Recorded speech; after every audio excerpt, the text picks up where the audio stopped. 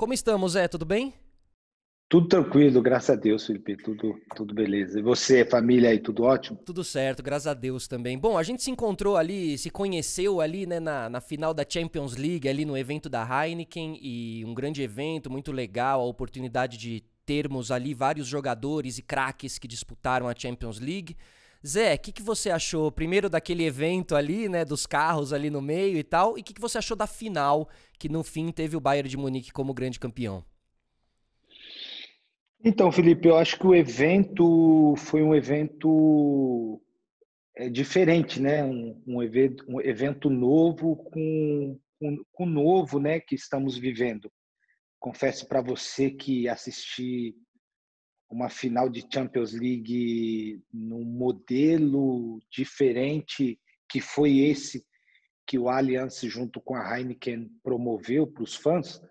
Eu acho que foi uma organização muito boa. Eu acho que a acomodação, o estádio te dá essa comodidade assim que você consegue ir, mesmo de uma forma diferente, mas ali você viu que seguimos todos os protocolos, né? Os, quem esteve nos seus carros que foram assistir o jogo teve toda essa questão de segurança da saúde e a gente que eu falo ex-atletas que fomos convidados para fazer parte desse grande evento, eu particularmente me senti assim lisonjeado primeiramente pelo convite e eu acho que essa interação junto com os torcedores e nós que fizemos partes, né, jogamos a Champions, poder vivenciar isso de novo, eu acho que foi bem legal. Foi uma coisa nova, diferente e bem legal para nós, ex-atletas, e para os torcedores que estiveram aí presentes. E o jogo ali, hein, Zé? O que você achou ali do, posso dizer, o seu Bayern de Munique, né? Imagino que você tenha torcido pro Bayern de fato ali na final, né? Pode ser, pode dizer sim, Felipe, porque o Bayern de Munique é um clube que eu tenho um carinho muito grande.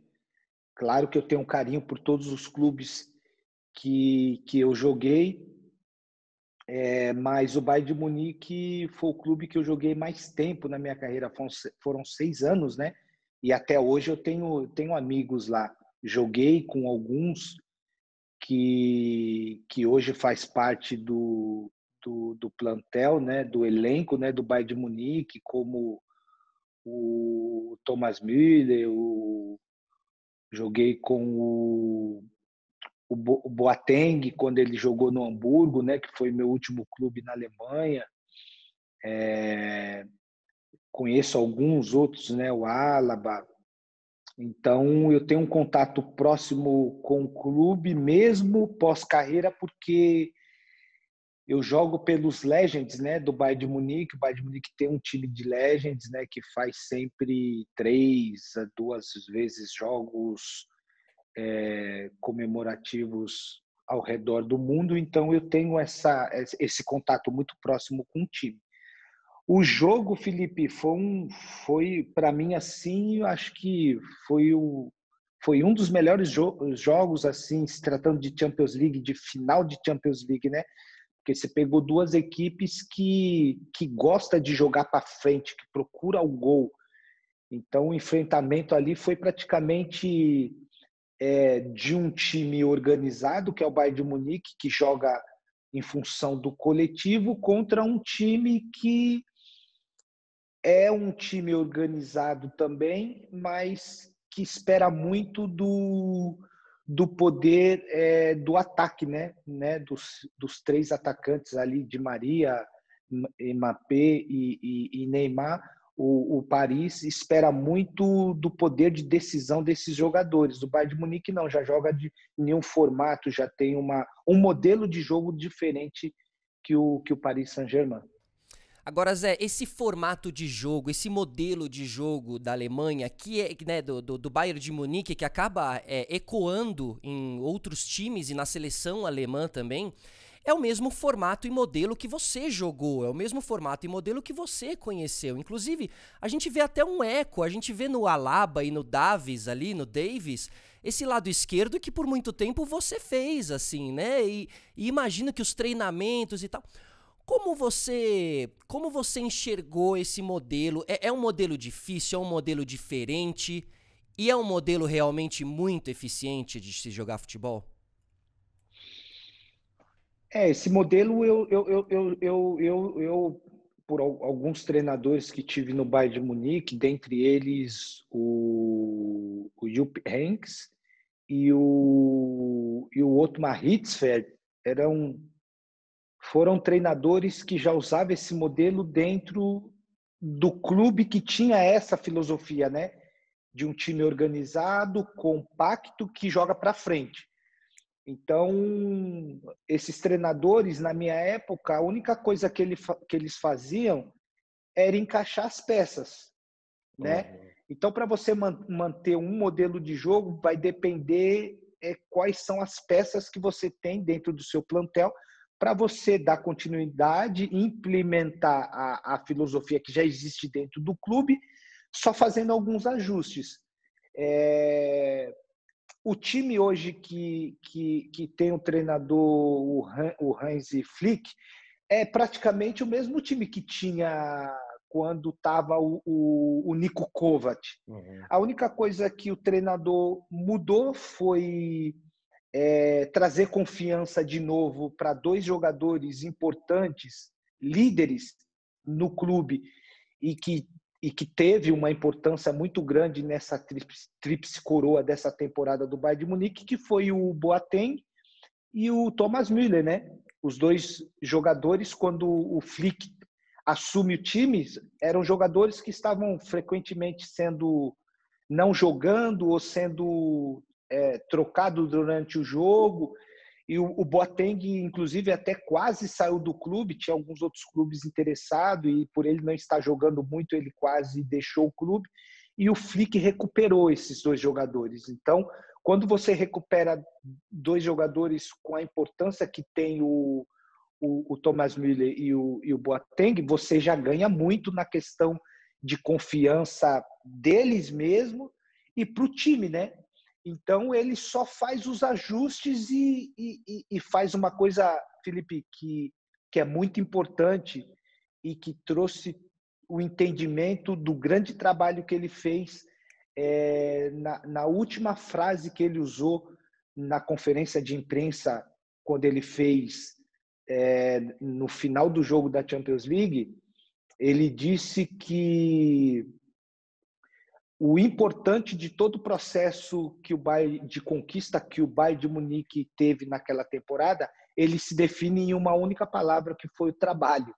Então, ele trabalhou muito para fazer o time jogar da forma que jogou. E o que me impressionou no final, nessa final contra o Paris e no final do jogo, é que o Bayern de Munique começou jogando de uma forma, com a linha alta, pressionando, pressiona, ganha a bola, agride o adversário. Eles mantiveram essa intensidade desde o começo do jogo até o final. Então, 80, 85, enquanto o Paris estava já bastante cansado, já não tinha muita coisa para fazer no jogo, o Bayern de Munique estava colocando a intensidade ainda. Claro que o Bayern de Munique sobrou no jogo, sobrou na temporada, sobrou na Bundesliga, porque também, em meio à pandemia que nós vivemos, foi o clube, né, o país que voltou antes. Então, isso, com certeza, faz uma grande diferença, né? Agora, visualmente, você vê que fisicamente os caras do Bayern de Munique estão muito bem preparados, né? O próprio Goretzka, tinha algumas fotos comparativas do Goretzka, sei lá, 1 ano atrás, 2 anos atrás. O cara tá muito forte. O próprio Lewandowski, da época de Borussia Dortmund pra hoje. Zé, o que tem naquela água, Zé? O que acontece ali? Treina-se muito na Alemanha? Não, não, não é água não, Felipe. Ali é uma filosofia de trabalho junto com a fisiologia e o departamento técnico do time que desde a minha época, vamos colocar aí uns 10 anos atrás, mais ou menos, o Bayern de Munique ou os clubes na Alemanha sempre teve assim uma forma de trabalhar de prevenção. Qual que é essa prevenção? Antes de irmos para o campo, era obrigatoriamente estar 1 hora antes dentro do vestiário, 1 hora antes de começar o treinamento. O treino está marcado para as 10, tinha que estar dentro do vestiário às 9. Por quê?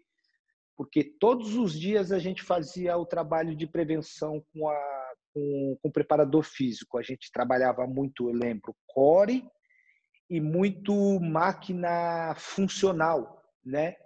Que há 2, 3 anos atrás acabou chegando no Brasil, mas 10 anos atrás eu já usava essas máquinas lá na Alemanha. Então, esse treino preventivo que ele é muito feito com a visão de prevenir lesão.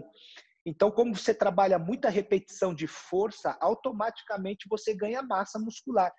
Então, quando você vê nas fotos jogadores como o Goretzka, né, que era bem franzinho, quando chega no Bayern de Munique, ele começa a fazer esse tipo de treinamento e ganha massa, e você vê ele hoje nas fotos no shape.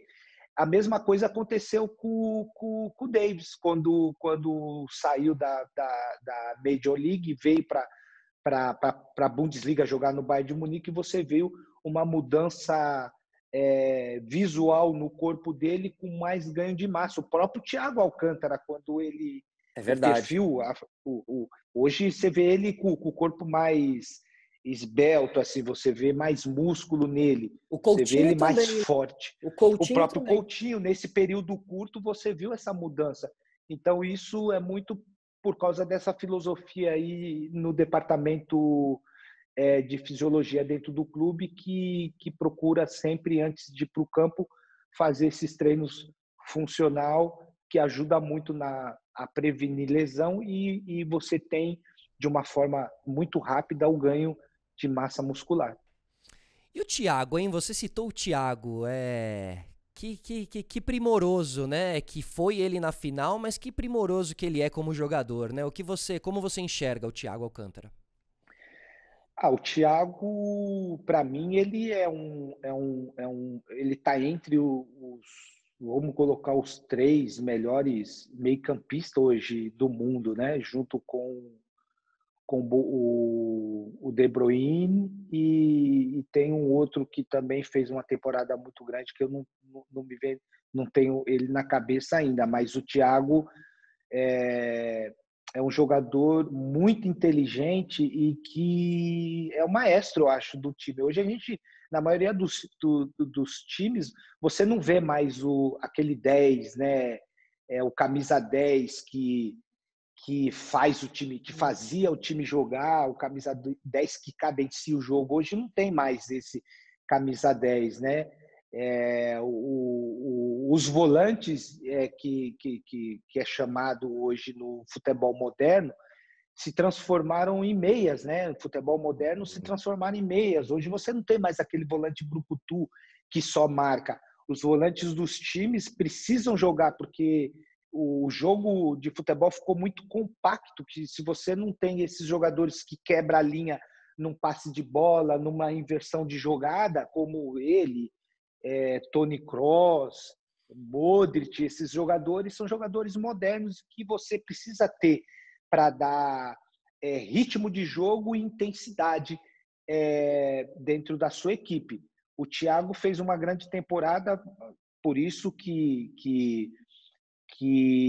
tem contrato ainda com o Bayern de Munique, mas que desperta interesse de outros gigantes, né? Então hoje ele está negociando ou a renovação no Bayern de Munique, dá continuidade ao grande trabalho, né, que ele vem fazendo no clube, ou uma negociação aí que está muito próxima de se concretizar, que é com o Liverpool.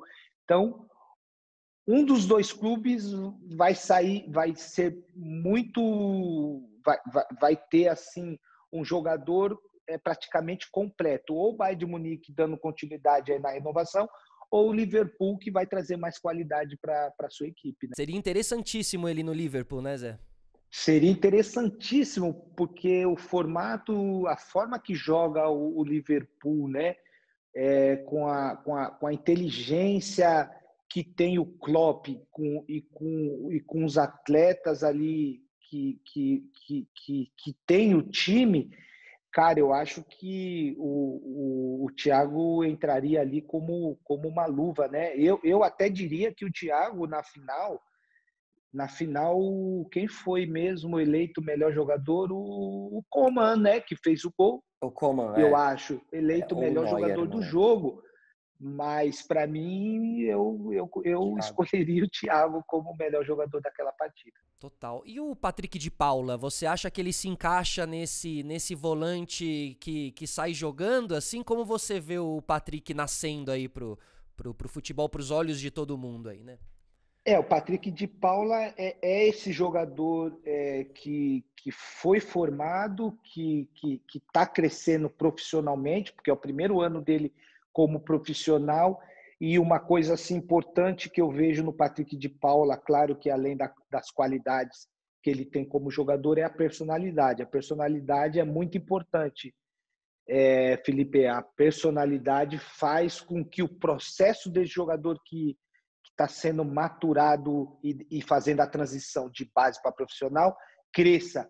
Eu vejo o Patrick de Paula assim, com a personalidade bem parecida com a que tinha o Gabriel Jesus quando subiu para o profissional do Palmeiras, mas que começou a jogar com o tempo do Gabriel Jesus começar a jogar como titular no Palmeiras demorou um pouquinho. Patrick de Paula não, subiu profissional, vestiu a camisa, bateu pênalti, foi campeão, está fazendo gol e hoje é titular absoluto do Palmeiras. Ídolo, já candidato a ser um grande ídolo ali. Ô Zé, a sua lateral esquerda ali no Bayern, o seu lado esquerdo, você compôs com quem? Você compôs com o Ribéry ali, né? Fala aí pra gente um pouco os nomes que fizeram ali a tabelinha contigo no Bayern, ali, aquele lado esquerdo. Então, o lado esquerdo ali do Bayern, na minha época, era o lado que saía mais jogadas ofensivas, né? Porque eu jogava como um segundo volante, primeiro volante era o Mark van Bommel, né, o holandês, eu era o segundo que saía mais e saía bastante para o lado esquerdo, porque o Franck Ribéry jogava naquele setor, né? Então, como ele era um jogador muito inteligente, eu conseguia perceber a hora que ele recebia a bola e tentava o 1 contra 1, porque ele tinha o 1 contra 1 muito forte. Foi um dos melhores jogadores que eu já vi ir para o 1 contra 1. Então, quando ele ia para o 1 contra 1, eu sempre dava a opção para ele fazendo ultrapassagem, porque no Bayern de Munique eu não joguei como lateral, joguei como um segundo volante e como um ponta também. Quando eu fui contratado pelo Bayer de Leverkusen, eu fiz uma grande temporada jogando como um meia extremo, jogando mais pela beirada. E quando eu cheguei no meu primeiro ano, meus 2 primeiros anos no Bayern de Munique, eu joguei nessa posição. Depois que eu fui recuado, porque o treinador Otmar Hitzfeld, 2006, quando eu disputei a Copa do Mundo pela seleção jogando nessa posição, ele montou o Bayern de Munique com 2 volantes, 2 meias e 2 atacantes, né, no 4-4-2. Então a gente jogava praticamente com 2 volantes, Van Bommel, eu saindo mais, Ribéry lado esquerdo, Schweinsteiger lado direito e 2 atacantes, Miroslav Klose e Luca Toni. A gente tinha um time muito ofensivo. A gente ganhou 2 vezes consecutiva o doble, né? Não ganhamos a tríplice coroa, mas ganhamos o doble, né? A Copa da Alemanha e 2 a anos Bundesliga. seguidos. 2 anos seguidos. Então, esse lado esquerdo foi um lado esquerdo muito forte que o Bayern de Munique teve em algumas temporadas. E a seriedade, assim, a resiliência, né, Zé? Até na foto que a gente tirou ali no evento, a postagem que eu fiz, assim, te enxergo realmente, você é uma grande referência quando a gente fala de trabalho duro. E eu não preciso ser um atleta para você ser uma referência no trabalho duro, entende? Você é uma referência no trabalho duro no meu dia a dia, no meu trabalho e tal. E eu falei muito da resiliência também. E o quanto que você aprendeu ali na Alemanha com relação a tudo isso? Porque, né, esses caras aí, pô, Schweinsteiger e tal, devem ter uma cabeça muito diferente, assim, né? Eu costumo dizer, Felipe, que existe o jogador de futebol e existe o profissional. Lá na Alemanha, o atleta ele não se vê somente como um jogador de futebol, ele se vê como um profissional. Por quê? Porque a profissão dele, que é ser o atleta profissional, ele, ele tem ela como uma coisa muito preciosa. E quando eu fui jogar na Europa nova, né, ainda fui sair com 20 para 21 anos, eu lembro que a primeira coisa que eu aprendi na Europa foi entender que o meu corpo era o meu instrumento de trabalho e que eu precisava cuidar dele. Como? Me alimentando bem, descansando, fazendo a recuperação pós-treino, pós-jogo. Então, a partir do momento que eu entendi que o meu corpo era o meu instrumento de trabalho, eu passei a cuidar dele. Quando eu passei a cuidar do meu corpo, que eu percebi que aconteceram algumas mudanças que favoreceu dentro do meu trabalho, eu percebi que eu podia ir longe. A maior prova é que eu finalizei a minha carreira jogando no Palmeiras em alto nível, sendo campeão com 43 anos.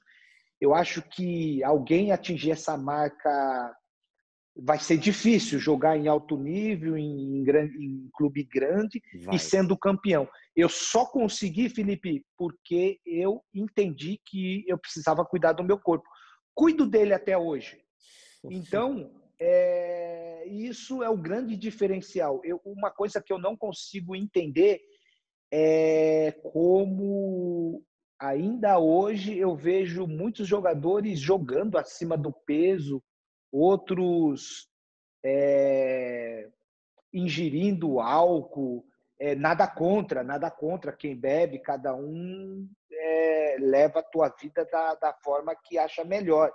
Mas se tratando de um atleta profissional que fuma, umas coisas que não entram na minha cabeça. Não sei se eu estou sendo muito radical, mas eu, por ter renunciado muitas coisas na minha vida e colocado em prática outras, hoje eu posso dizer que eu sou um exemplo para essa nova geração, para quem quer jogar em alto nível há mais de 40 anos. Não tenha dúvidas, que você é um exemplo. E assim, você considera que você teve ali quase que duas carreiras, uma até os 30 e uma depois dos 30, assim?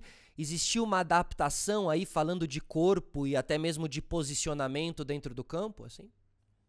Não teve não, Felipe. A única questão que aconteceu nesse processo dos 30 para os 40 é que eu precisei me reinventar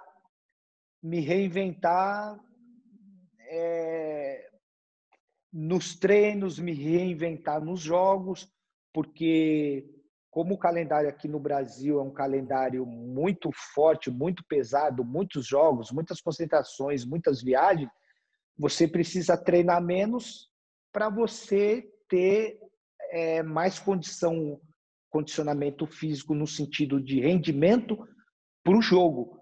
Então, eu treinava menos e me recuperava para estar 100% para o jogo.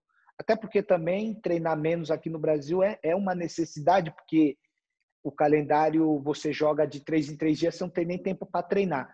Então, nos jogos, em uma conversa bem direta e Sincera? direta, sincera com a comissão técnica, eles me fizeram entender, junto com a fisiologia do clube, e eu entendi que eu assim, não podia jogar todos os jogos, tipo jogar quarta, jogar fim de semana, jogar quarta, jogar fim de semana, porque se eu jogar todos os jogos, vai chegar depois do quinto, do quarto, do sexto jogo, eu vou estar com uma fadiga muscular muito grande e eu vou correr o risco de ter uma lesão muscular ou qualquer outra lesão, né? Então eu jogava 2, 3 jogos seguidos, segurava um, jogava 2, segurava um. E esse projeto que a gente fez junto com a comissão técnica, eu falo de 2015 até 2017, que foram os 3 anos que eu joguei no Palmeiras, que foi onde eu precisei me reinventar, porque até então, dos 30 anos até os 40, quando eu cheguei quando eu cheguei no Palmeiras, eu jogava direto. Eu vim ter a minha primeira lesão muscular com 38 anos. Nossa, você tá Então, brincando. eu precisei me reinventar quando eu cheguei no Palmeiras, porque aí eu já estava com 40 anos e isso deu muito certo, que eu consegui jogar, assim, por causa do calendário, eu treinava pouco, joguei um número considerável na temporada e consegui ajudar o time. Mas, José, agora você tá muito mais forte, né? O que te mantinha, assim, menos forte? Era isso, você estar em atividade direto, fazendo muito aeróbico, assim? Como foi essa mudança? Então, essa mudança foi muito em função da minha mudança de treinamento pós-carreira, né? Quando eu jogava, Felipe, eu não podia fazer musculação tipo hipertrofia da forma que eu faço agora, porque a hipertrofia é um tipo de treinamento na musculação que aumenta o teu peso, que aumenta a tua massa muscular e automaticamente aumenta o teu peso. Então, quando eu jogava, eu tinha 71, 72 quilos. Hoje eu já estou com 75, 76. Eu tive um aumento de massa, então o meu peso subiu porque eu treino todos os dias musculação. Quando eu jogava, eu não podia fazer esse tipo de treinamento porque eu ia subir muito o meu peso e eu ia perder mobilidade. Eu também não queria ficar muito forte para jogar, porque se eu ficasse muito forte para jogar, em vez de jogar na lateral como meio, eu ia ter que ir para zagueiro. E como eu nunca joguei de zagueiro, eu ia ter uma certa dificuldade. Então, hoje eu me sinto e estou mais forte muito em função de mudança de treinamento. E como eu gostei muito de treinar, Felipe, eu tinha que segurar, eu não, mas a comissão técnica tinha que me segurar dentro da academia para mim não puxar muito o ferro e ficar muito forte. Então, a gente conseguia ter esse equilíbrio, né, dentro dos treinamentos diários no clube quando eu jogava. Hoje não.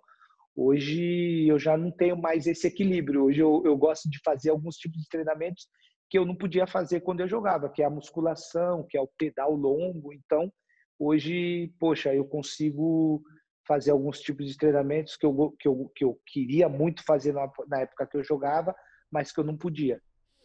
Agora, Zé, a gente fala muito dos times que você passou, mas assim, Madrid, Munique, Hamburgo, qual cidade aí você mais se encantou? Então, eu fui até para o Catar, cara. Joguei um ano no Catar. Pode crer. Dentre essas cidades, assim, dentre esses países que eu conheci, sem sombra de dúvida, o país que eu mais gostei de morar e a cidade também foi Munique. Munique é uma cidade acolhedora, é uma cidade que você vê muita família. Aos domingos, a gente jogava de sábado e domingo, a gente comia fora todos os domingos, porque a gente ia num restaurante italiano que era um ambiente familiar, os meus filhos gostavam muito, minha esposa adora até hoje. Uma vez por ano, a gente precisa ir para Munique para rever os amigos, para voltar a viver esse ambiente que praticamente foi um ambiente que eu construí a minha família, né? Eu saí novo, casei novo, mas tive os meus filhos na Alemanha, né? Eu tenho 3 filhos, o Hendrik, Miriam e Isabelle, nasceram na Alemanha. Todos os três nasceram lá? Todos os 3 nasceram na Olha. Alemanha. E a Alemanha foi um país muito acolhedor, né? Um país que me aceitou, é, mesmo sendo estrangeiro, mas parecia que eu era cidadão alemão, né? A Alemanha me deu a possibilidade de me tornar um cidadão alemão. Depois de 10 anos, eu dei a entrada na minha cidadania, porque o país te dá o direito, depois de 10 anos morando no país, você adquiriu o passaporte alemão. Então, hoje, claro, sou natural, né? Nasci, cresci no Brasil, mas hoje tenho a cidadania alemã, né? Uma porta que ficou aberta para que, se os meus filhos, ou de repente eu quiser um dia voltar a morar na Alemanha, os meus filhos estudar lá, fazer suas faculdades lá. Então, é um país que agregou muito na minha vida familiar, na minha vida profissional, e ficou uma porta aberta para o futuro. E essa questão cultural, né, Zé? Tem uma história ali de quando você chega no vestiário do Real Madrid, que é uma história ótima. Conta pra gente essa história, porque eu acho que ela define muito também esse choque cultural, né, que o jogador brasileiro passa quando ele chega ali fora, né?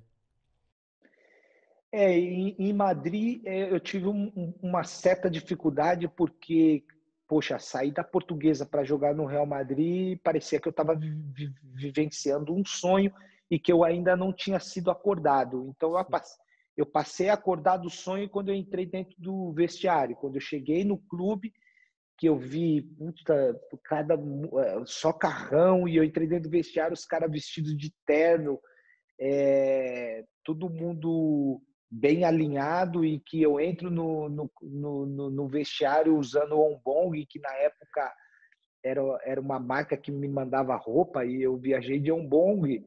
E quando eu chego no clube, eu chego de Onbong e olho pro Roberto Carlos, que sentava do meu lado, que já estava no clube há alguns anos. Eu falei, poxa, Roberto, os caras vêm pro treino assim mesmo, de terno, só carrão aí fora, como é que é isso? Ele falou, não, Zé, o pessoal vem assim mesmo, porque faz parte da cultura, né, do clube, do país, né, ir para o trabalho bem vestido, isso é cultural. E olhando para você, você vai ter que dar uma arrumada no seu armário, viu? Aí eu fiquei meio que sem graça assim, e ele virou para mim e falou, ó, se você quiser, usa o meu cartão aí do Corte Inglês. Corte Inglês é um shopping que tem até hoje lá. Falou, ó, depois, se você não deve ter o cartão ainda, mas pode usar o meu cartão. Ele até brigou comigo, pode usar o meu. Esse cartão é meu sem limite. Eu falei, então vou fazer umas compras lá. É ele mesmo. No outro dia eu fui com a minha esposa no Corte Inglês, e tive que mudar totalmente o meu guarda-roupa para não passar vergonha dentro do vestiário do Real Madrid. E lá no Real Madrid, Fernando Redondo, qual foi um grande craque ali que te chamou a atenção nos treinamentos? Eu joguei com vários, né? David Suker, né? Croata, Peja Mijatovic, Hierro, grande zagueiro, Fernando Hierro, né? Grande zagueiro da seleção espanhola, Raul, né?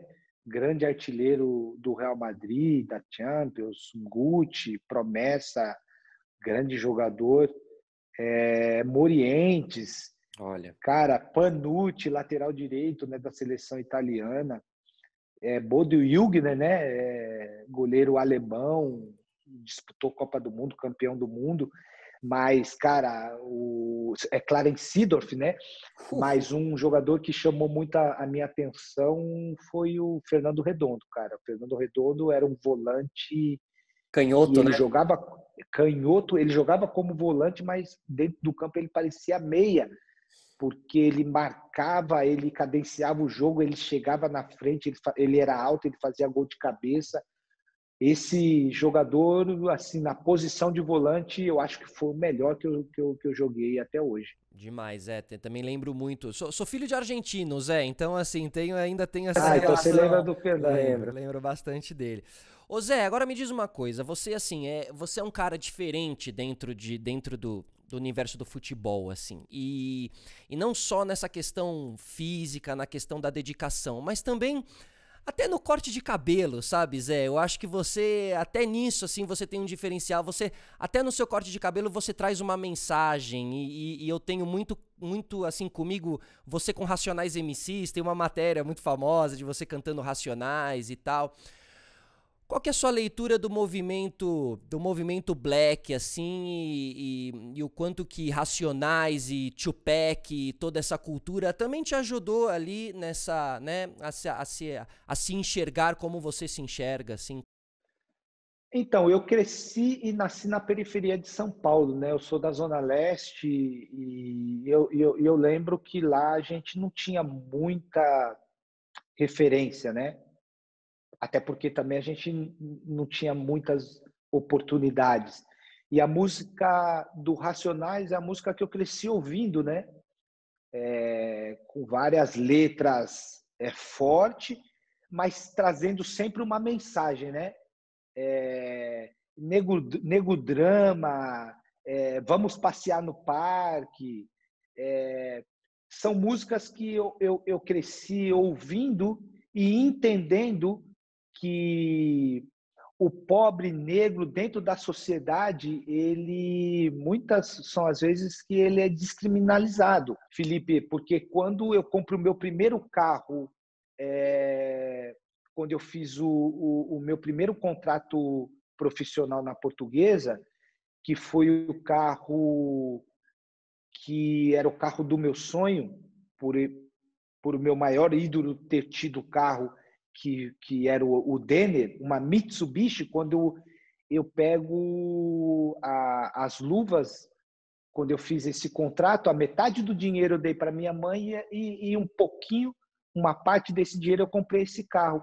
E eu lembro que quando eu comprei o carro, eu tinha acabado de sair da onde eu morava. A Portuguesa alugou uma casa mais próxima do Canindé, onde eu podia ir treinar todos os dias e não chegar atrasado, porque era longe, eu pegava ônibus, eu pegava muito trânsito, então a Portuguesa me colocou mais próximo do clube e renovou o meu contrato.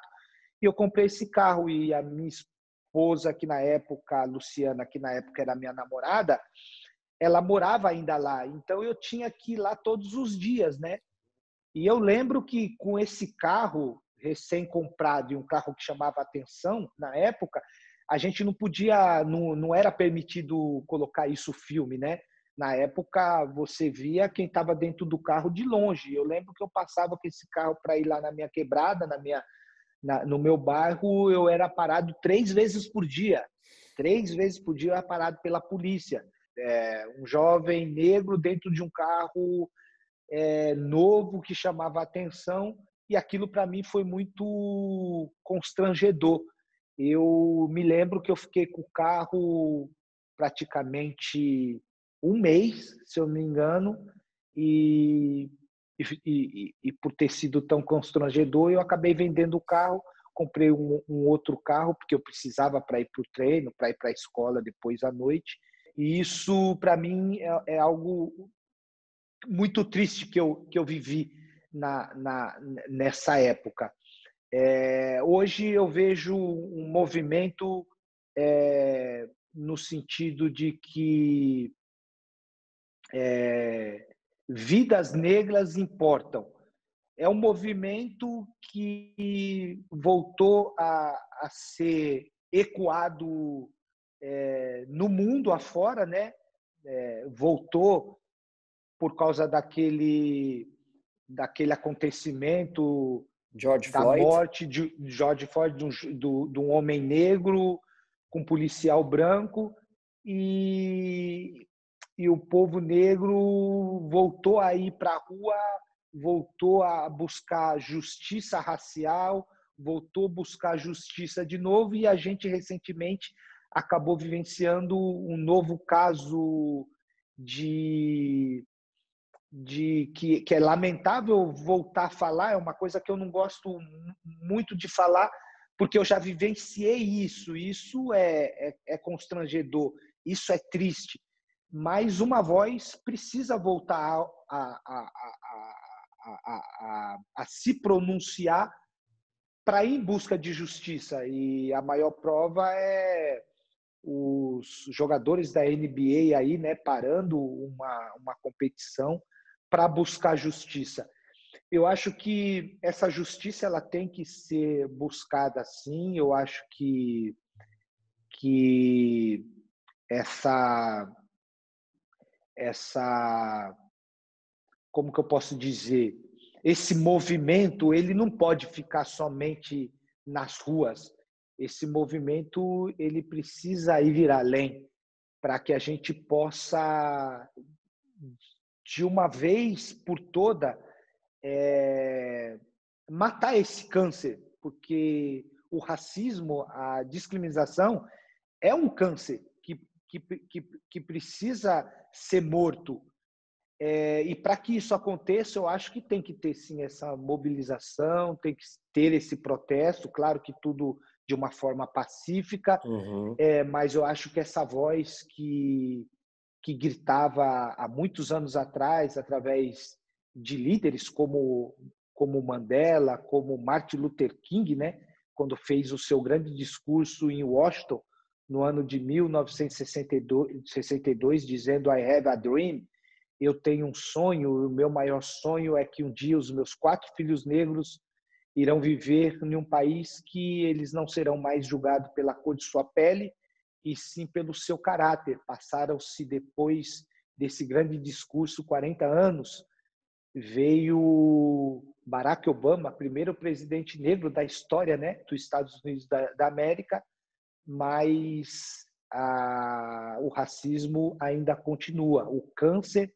continua no meio da sociedade. Eu acho que esse protesto, eu acho que essas vozes que voltaram a ecoar nas ruas, eu acho que ela precisa ir além. E o esporte tem quando os caras da NBA ali param, né, a rodada e tal, a gente vai linkando uma coisa com a outra e entendendo como o esporte pode ser uma voz importante no meio disso tudo, porque a partir do momento que você não tem o esporte, só aí algumas pessoas param pra refletir, entendeu? Já não basta o absurdo do fato, a pessoa só vai parar pra refletir quando bater na dela, lá no conforto da casa dela e tal. E como bate? Quando os jogadores da NBA param o entretenimento daquela pessoa que tá lá no sofá, que nem tá pensando sobre racismo, porque não passa, porque não vive e tal, né? Então, assim, o esporte tem essa força. Agora, você acha que na NBA, por que na NBA os caras conseguem ter essa independência maior, hein, Zé? E tomarem essa atitude e serem mais homens de frente, linha de frente, sabe? Um LeBron James e tal. Eu acho que é muito porque esses atletas eles são unidos, né?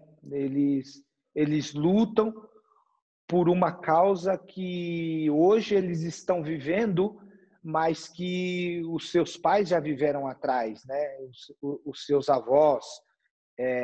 Então é uma causa que eles estão lutando, porque gerações atrás deles vieram juntos lutando por ela. Então, se não tiver essa junção, se não tiver essa mentalidade no sentido de luta pela causa, tendo um conjunto, não sendo individual, eu acho que tem mais força. Então, essa força é quando os atletas ali da NBA, os jogadores da NBA, dá o start, né? Para o campeonato, você vê que as outras modalidades do esporte param também.